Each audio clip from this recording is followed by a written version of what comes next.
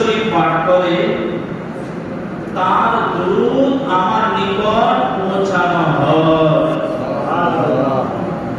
আমি তার জন্য ক্ষমা প্রার্থনা করি, এছাড়াও তার জন্য 10টি নেকি লেখা হয়।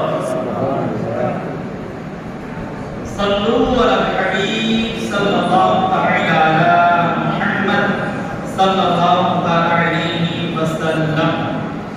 ইসলামী ভাইরা, সপ্তাহ জুড়ে পবিত্র জুমার নিয়ামত আল্লাহ রাব্বুল আলামিন আমাদেরকে দান করলেন। হাদিসে পাকের মধ্যে রাসূল করিম সাল্লাল্লাহু আলাইহি ওয়াসাল্লাম ইরশাদ ফরমান, যে ব্যক্তি জুমার দিন নেক আমল করে আল্লাহ